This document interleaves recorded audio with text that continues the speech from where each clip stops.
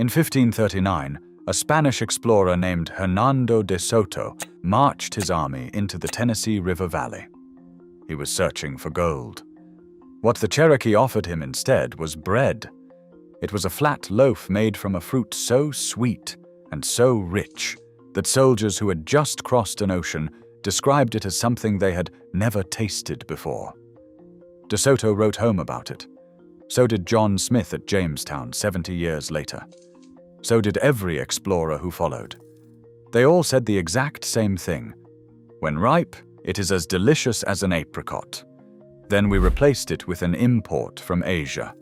And today most Americans cannot even name it. Welcome to Nature's Lost Vault. The archive opens with a word. Persimmon. It is Algonquin for fruit artificially dried. Native communities across the continent had a brilliant technique. They picked these small orange globes in autumn and dried them slowly, drawing out the intense sweetness and pressing them into cakes that would last through the brutal winter. Cherokee families made bread from them. Rappahannock communities fermented them into beer. The Comanche and Seminole carried them on long journeys as concentrated trail food. It was everywhere. It was completely free. It had a name in every language spoken east of the Mississippi. The tree itself was extraordinary.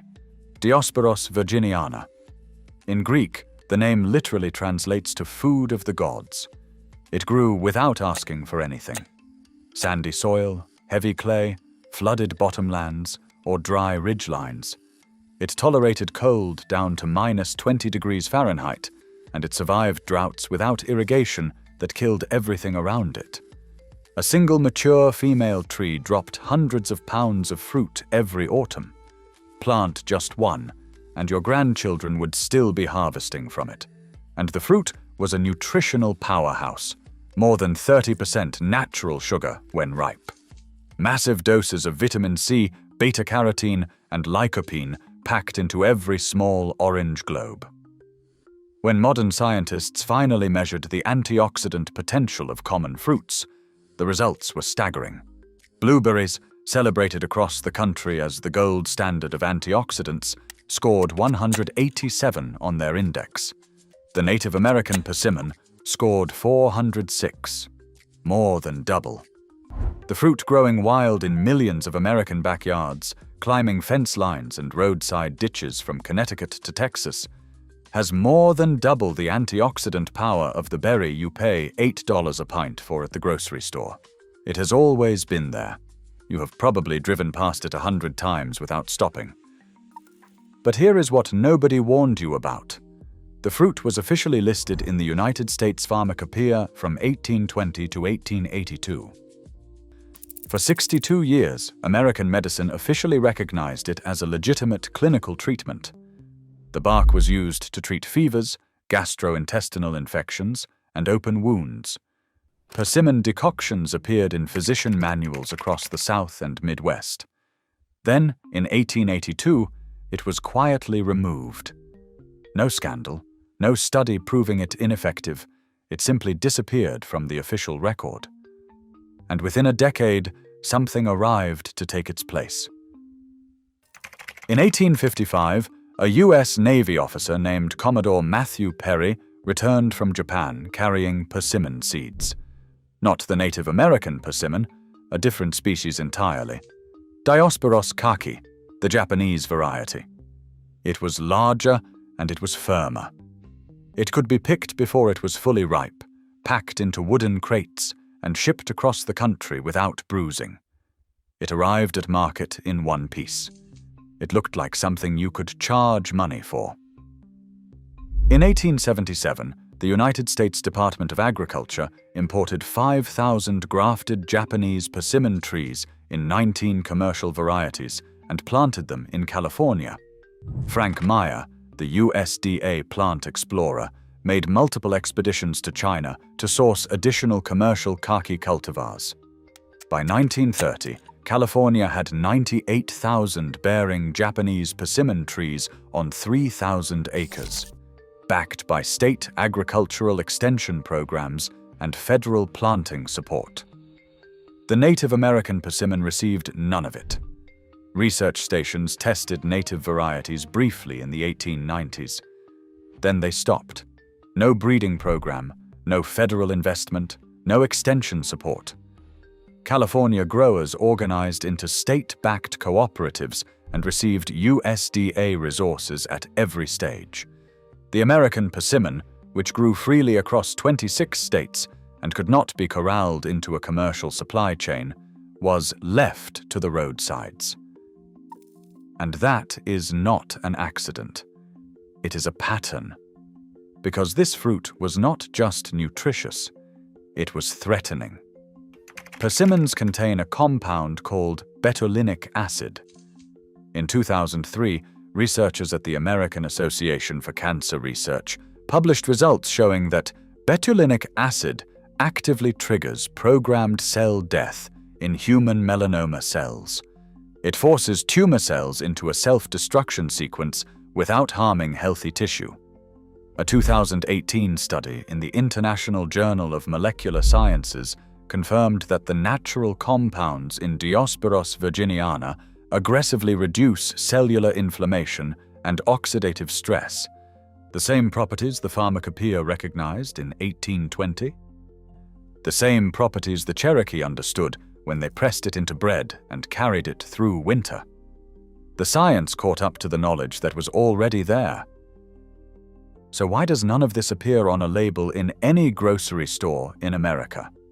Why does the fruit with more than double the antioxidant power of a blueberry, with a peer-reviewed anti-tumor compound, with 62 years of official medical recognition, grow only in roadside ditches and forgotten fence lines?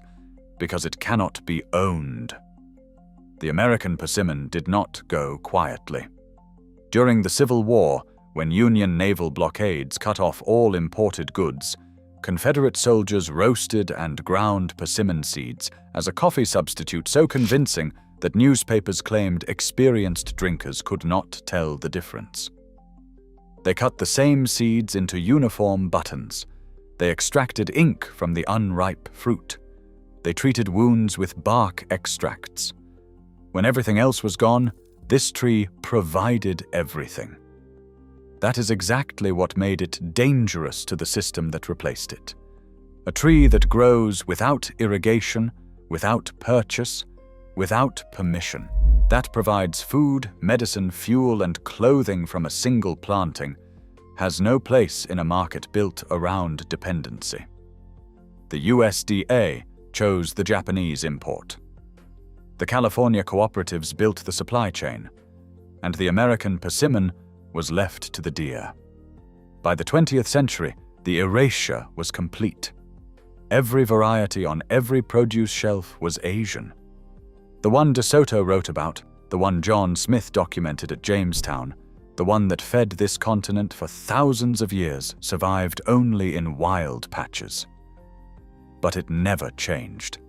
Its antioxidant density is still double the blueberry. Its betulinic acid still forces cancer cells into apoptosis in laboratory conditions. Its cold hardiness is still extraordinary. When Asian persimmon orchards die in an unexpected freeze, the American variety is completely undisturbed down to -20 degrees. It asks for nothing. Plant it once, and it returns every year without fail. Enslaved Africans in the American South recognized it immediately. They knew it as a close relative of the West African ebony family. They adopted it into their diet and their medicine because it was already familiar.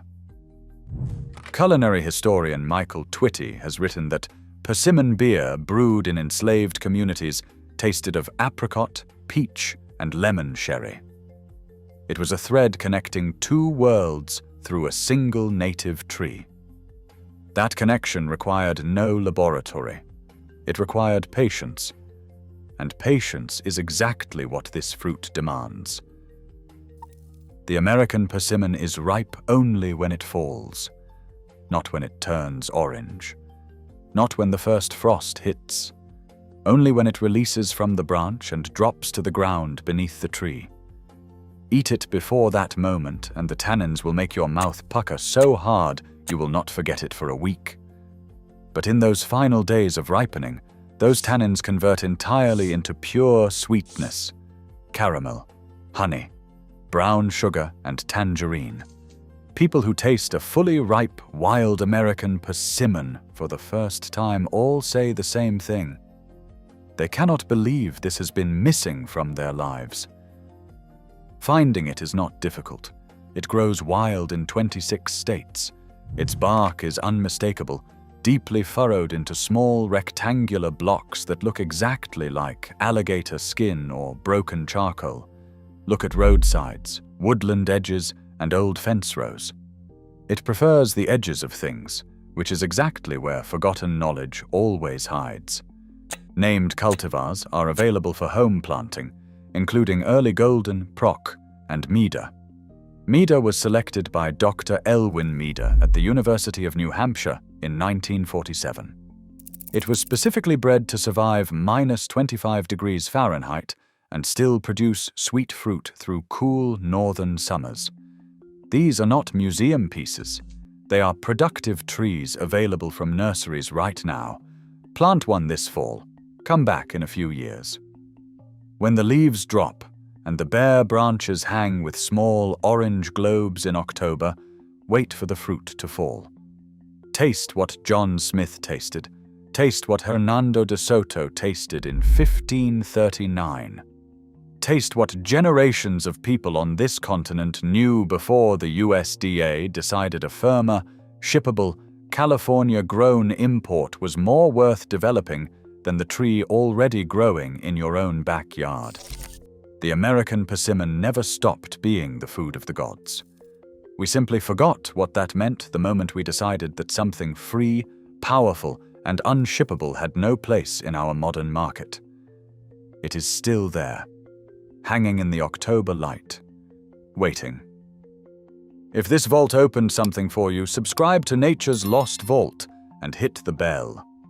Every like and every share preserves what they tried to erase. The next vault opens soon,